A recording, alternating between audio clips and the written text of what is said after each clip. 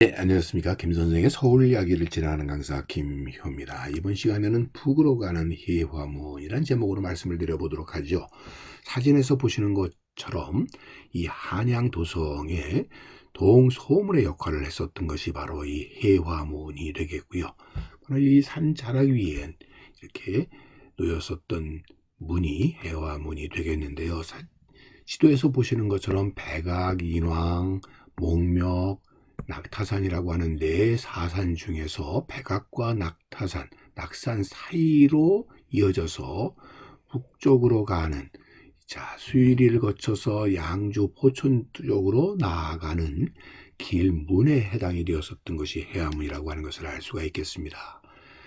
남산에서 바라본, 이 북쪽으로 바라본 사진을 확인해 보게 되면 바로 지금 보이는 이 중앙에 보이는 이것이 명동 성당이 되겠고요. 여기서 동북쪽 방향으로 한양 도성가에 보여지고 있는 이곳이 바로 해화문의 위치라고 보시면 되겠습니다. 다시 한번 지도에서 보시게 되면 이 보현봉과 이 북한산 보현봉이 있게 되고요.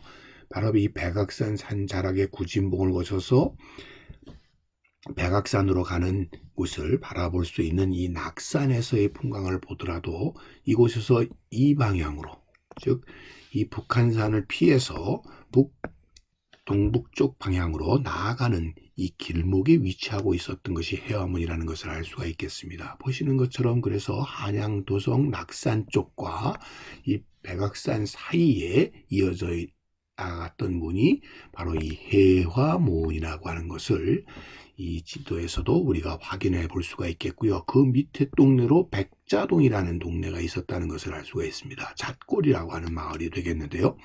그래서 이 높은 산자락에서 이 해화문을 나서게 되면 오늘날의 이 삼성교 지역을 통과하게 되어서 북쪽 도남문을 거쳐서 미아리 고개로 넘어가게 되는 길목에 위치하고 있었던 소문이 바로 해화문이라는 것을 알 수가 있겠습니다. 해화문의 원래 이름은 홍화문이었었는데 창경궁의 정문이 바로 이렇게 홍화문이 되게 되면서 해화문으로 계칭을 하게 되었다라고 보시면 되겠습니다. 자, 그래서 여러분들 이 겸재정선의 그림인 동소문이라고 하는 그림을 보더라도 이렇게 산자락 사이에 당시만 해도 물루가 없었던 이런 동소문을 빠져나오게 되면 오늘날의 성북천을 만나는 이 삼성교 지역을 만난다는 것을 알 수가 있겠고요. 바로 이것을 확대해 보게 되면 바로 이것이 해화문의 모습이었다라고 보시면 되겠습니다. 높은 산자락 위에 이 문이 있었다고 하는 것을 알 수가 있겠고요. 이것은 사진을 통해서도 그대로 우리가 확인을 해보는 것과 같다라고 보시면 되겠습니다. 이 사진을 통해서 이렇게 많은 사람들이 드나들었었던 문이 바로 이 동소문에 해당이 됐다라고 보시면 되겠고요. 이것은 성 안쪽에서 바라본 모습이 아니라 바깥쪽에서 바라본 모습이 되겠고요. 그러다 보니까 해화문이라고 하는 현판을 여기서 확인을 해볼 수가 있는 것이죠. 자, 이곳 동네가 백자동이라고 불렸고 이 해화문이 일명 잣문이라고 불렸었던 이유는 잣이라고 하는 것이 산 마루에 있는 성문을 우리가 부르는 것이 되겠죠. 자문도 그래서 붙여진 명칭이라고 하는데 그러다 보니까 잣나무가 많아서 무슨 백자동, 잣골 이렇게도 불렀다고도 하지만 실제로는 이 해화문 자체가 산 마루 위에 있는 성문이다 보니까 잣문이라고 불렀고 그래서 해화문이 있는 동네 잣동, 잣골 이런 명칭으로도 붙여졌다고 하는 것이 더 설득력이 있는 내용이라고 볼 수가 있겠습니다. 그러다 보니까 1910년대 동서문을 보게 되면 이렇게 안길에 지금 해화문, 잣문이 있게 되고요. 성 안쪽으로는 지금의 서울대학교 병원이 있는 곳에 이 경모궁이 있었다는 걸 알 수가 있고 멀리 청계천이 흘러나가게 되고 이쪽 지역이 바로 성균관이 있었던 지역으로부터 흘러내리는 흥자동천이 청계천으로 유입되게 되는 오늘날의 대학로가 이루어져 있었고요. 이곳에 건물이 하나 보이는데 이 건물이 당시에 수도원 건물이 되겠고요.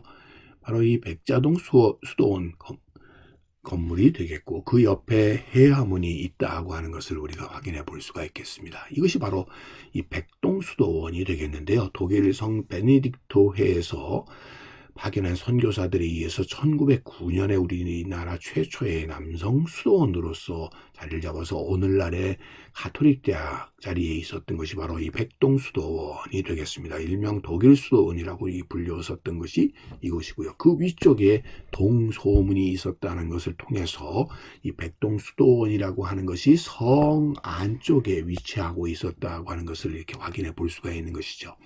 자, 보시면 해화문이 바라보이고 있고, 이 백동수도원의 모습과 오늘날의 대학로에 해당되는 이 해화동 일대의 모습을 이 사진에서 이렇게 확인해 볼 수가 있는 것입니다.